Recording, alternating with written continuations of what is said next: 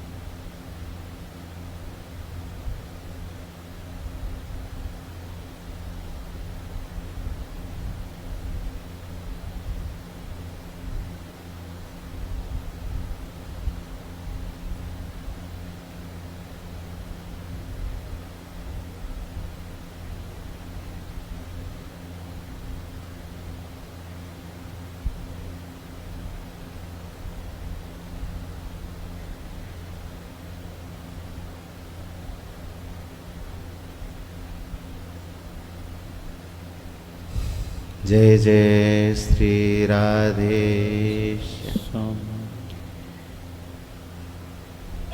प्रायः लोग एक प्रश्न करते हैं, महाराज जी,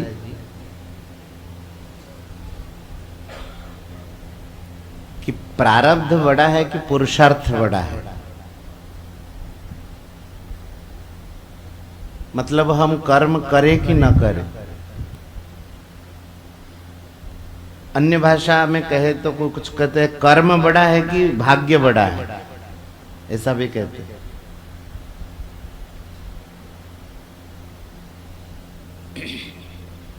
तो थोड़ा सा इस विषय में हम बढ़िया चर्चा करते हैं, आप लोग मन से सुनिएगा।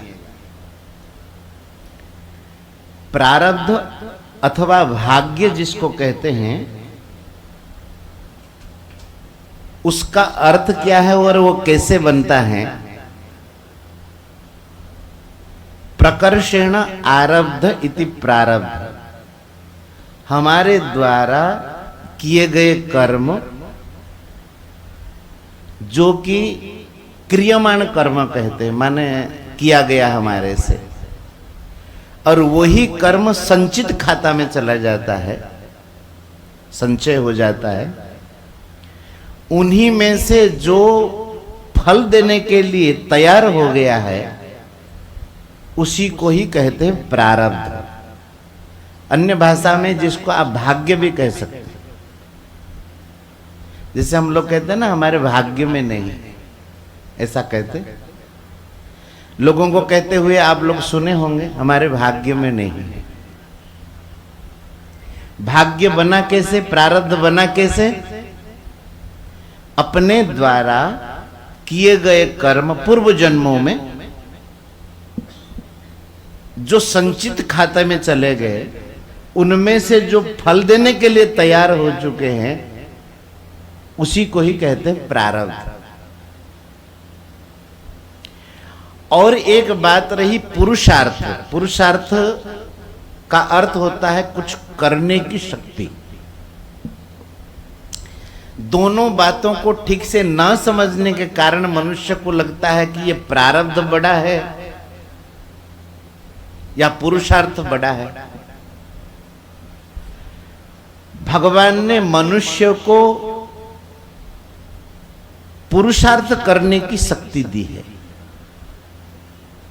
ये अन्य जीवों को प्राप्त नहीं है। अन्य जीव केवल अपने पूर्व किए कर्मों के अनुसार सुख दुख भोगेंगे। लेकिन मनुष्य को कुछ नया करने का भाव, नई शक्ति दी है भगवान ने, जिससे कि वो कुछ नया कर सकता है, उसी को कहते हैं पुरुषार्थ। प्रारब्ध से तीन चीजें मिलती है। पूर्व किए गए कर्म जो फल देने के लिए तैयार हो गए, उनसे तीन चीजें मिलती हैं: जाति, आयु और भोग।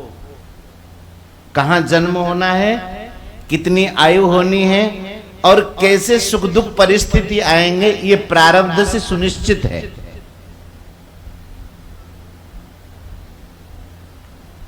लेकिन पुरुषार्थ का काम है हम कुछ नया कर सकते हैं। अगर हम भगवत भक्ति करते हैं तो ये हमने नया पुरुषार्थ किया है, करने की शक्ति भगवान ने हमको दी है ना। कुछ लोग ऐसा कहते हैं कि अरे भगवान की ओर चलना, भगवत भक्ति करना तो हमारे प्रारब्ध में लिखा नहीं है, भाग्य में लिखा नहीं है। वो पूरा गलती कहते हैं, संपूर्ण भूल। कैसे? अच्छा, अगर हम कहेंगे आपके भाग्य में लिखा नहीं है, मेरे भाग्य में लिखा है। कुछ लोग ऐसा कहते ना, भाई आपके भाग्य में लिखा है, आपके प्रारब्ध में, मेरे भाग्य में लिखा नहीं है। तो जिसके भाग्य में लिखा आप कह रहे हैं, उसके भाग्य में लिखा कौन ने? किसने लिखा? किसने लिखा है? विधाता ने लिखा, लेकिन किस आधार पर लिखा? अपने किए गए कर्मों के आधार पर।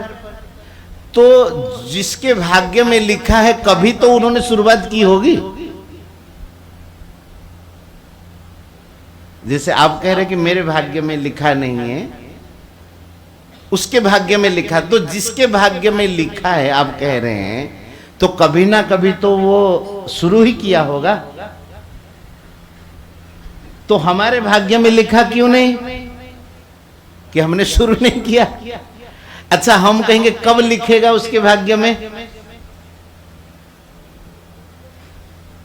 अभी लिखो, अभी शुरू करो, अभी लिखेगा।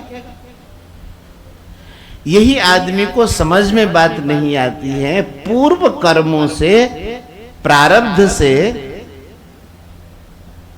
जाति, आयु, भोग, ये तीन चीजें मिलती हैं।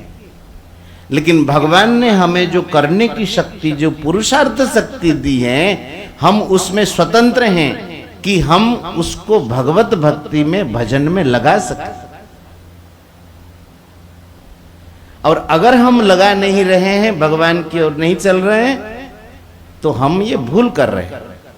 कभी ऐसा नहीं है कि प्रारब्ध मना करता है, भाग्य मना करता है कि आप भगवान की ओर नहीं चल पाएंगे। ऐसा नहीं कभी। आपके भीतर वो इच्छा होनी चाहिए। जिसके भीतर भगवान की ओर चलने की इच्छा होती है, भगवान अपने आप में वैसी व्यवस्था बना देते हैं कि मेरे और वे चल पड़े।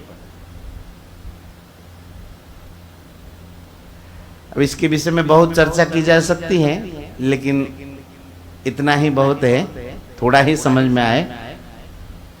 तो कभी नहीं कहना कि हमारे भाग्य में तो लिखा नहीं है, ऐसा नहीं। भाग्य में लिखो, खुद लिखो, भगवान ने वो शक्ति दी है। और जिसने भी लिखा होगा, उन्होंने भी कभी लिखा ही होगा नया। इसलिए आपने लिखा नहीं पहले से, अभी से लिखो। और देखो, संसार में किसी को कोई बढ़िया चीज मिलती है तो ये भगवत भजन का फल है। धर्मार्थ काम मोक्षाक्षम य इच्छेत श्रेय आत्मनः एकमेव हरेस तत्र कारणम पाद सेवनम। श्री ध्रुव जी महाराज जब वन में जाते हैं तो देवर्षि नारद जी महाराज मार्ग में मिलते हैं।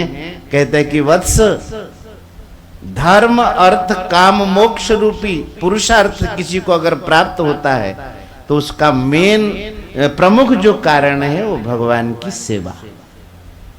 बहुत अच्छा कार्य कर रहे, भगवत सेवा में आगे बढ़ रहे।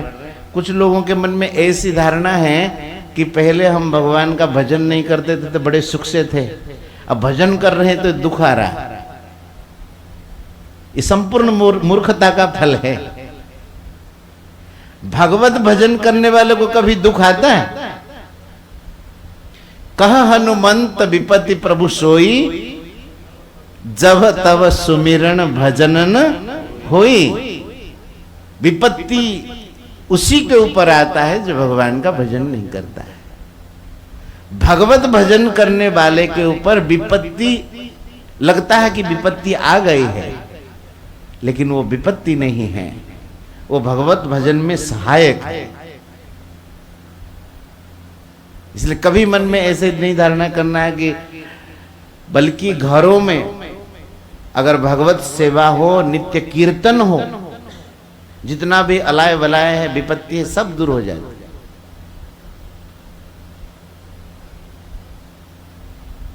तो यहीं रोकते हैं आज, हैं? शाम को सब समय से आकर के पहुंच जाइए। प्रसाद से पूर्व यहीं पर सत्संग करेंगे और महाराज जी आएंगे, बहुत बढ़िया बात आप लोगों को बताएंगे। हाँ, तो सब लोग समय से पधारिए।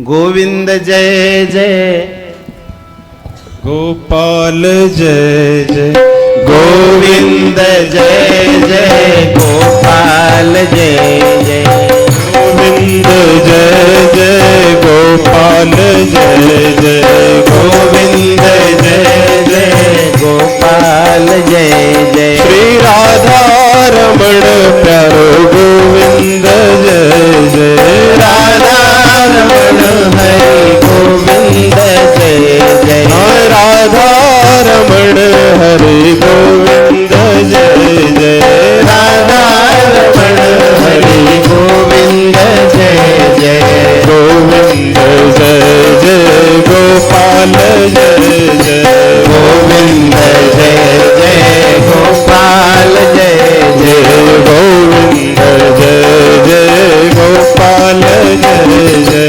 गोविंद जय जय गोपाल जय जय, राधा रमण हरि गोविंद जय जय, राधा रमण हरि गोविंद जय जय, गोविंद जय जय गोपाल जय जय, गोविंद जय जय गोपाल जय जय, गोविंद जय जय गोपाल जय जय, गोविंद जय जय गोपाल जय जय, राधा रमण हरि गोविंद जय जय, राधा रमण हरि गोविंद जय जय, गोविंद जय जय गोपाल जय जय, गोविंद जय जय गोपाल जय जय, राधा रमण हरि गोविंद जय जय, राधा रमण हरि गोविंद जय